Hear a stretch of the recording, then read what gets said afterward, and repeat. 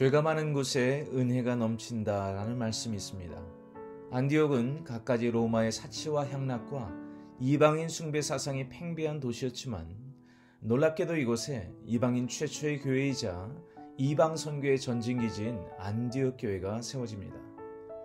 예루살렘에만 머물고 있던 세계 선교의 비전이 본격적으로 모든 민족을 향하여 뻗어 나아가기 위한 교두보가 된 장소가 바로 안디옥이었습니다. 이와 같은 때에 한국 교회가 안디옥 교회의 비전을 재점검하고 재정렬해야 하는 이유는 무엇일까요? 이 작은 땅이 이 마지막 때에 아직도 여전히 세계 선교를 감당하는 제2의 선교 국가로 하나님이 사용하고 계시기 때문입니다. 코로나19는 비대면을 통하여서 선교 패러다임에도 많은 변화를 가져왔습니다. 물론 이 또한 하나님의 경륜 가운데 일어난 일일 것입니다. 그러나 보다 지혜롭게 이 부분을 감당하기 위해서는 지금 부어주시는 지혜와 계시형이 필요합니다. 안디옥 교회는 지난 2000년의 교회사를 통해 변화되는 시대 속에서 변화되지 않아야 하는 선교의 중요한 영적 원리를 소개합니다. 사도행전 13장 1절의 말씀을 읽어보면 안디옥 교회에 선지자들과 교사들이 있으니 그 바나바와 니게를 하는 시몬과 구레네 사람 루기오와 분봉왕 헤롯의 젖동생 마나엔과 및 사울이라. 안디옥 교회는 영적 리더십이건 성도들이건 다양함 가운데 하나됨을 구현한 교회였습니다. 안디옥 교회의 첫 번째 특징은 바로 이것이었죠. 문화가 다르고 배경이 다른 경우 세계 어느 곳에서도 쉽게 연합하지 못하는 경우를 보곤 합니다.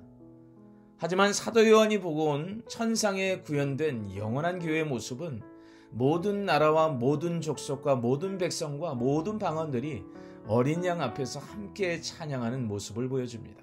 주님은 종족과 언어와 계층을 뛰어넘어 모든 민족을 주님의 피로 사셨기 때문입니다. 안디옥 교회는 그 하나됨을 이끌 수 있었던 한 요소를 그래서 다음과 같이 소개합니다. 주를 섬겨 금식할 때에 성령이 이르시되 내가 불러 시키는 일을 위하여 바나바와 사울을 따로 세우라 하시니 이에 금식하며 기도하고 두 사람에게 안수하여 보내니라. 아멘. 이 본문에 숨겨진 주어는 그들입니다.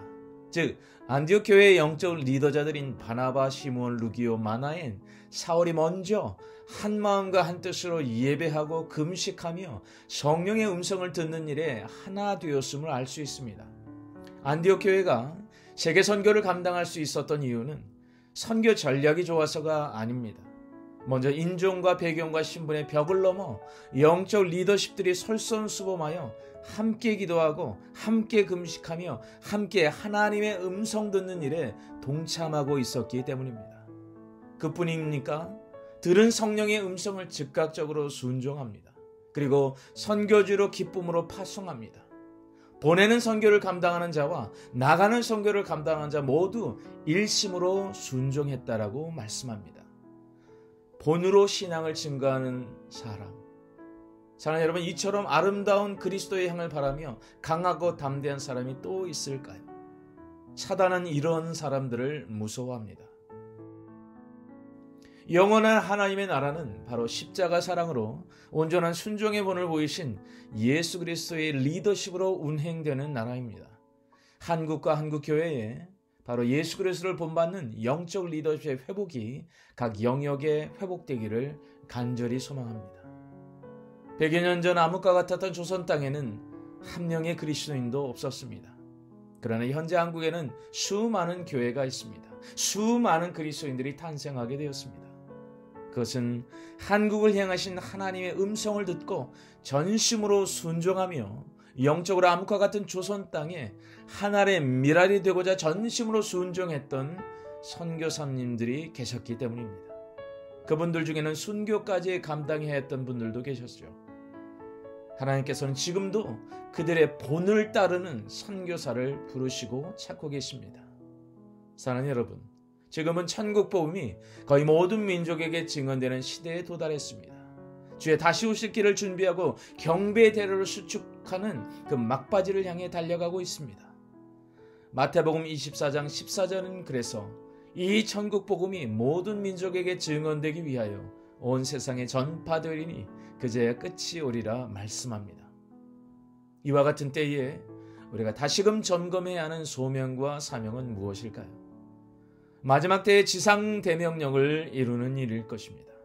이것은 나가는 선교뿐만 아니라 우리 각자의 영역에서 하나님의 비전에 동의하고 동참하는 보내는 선교를 통해서도 가능할 것입니다. 기도와 금식을 통하여서 하나님의 음성을 듣는 일에 쉬지 않았던 안디옥 교회, 바로 그 교회의 영적 리더십의 본이 우리에게 절실히 필요합니다.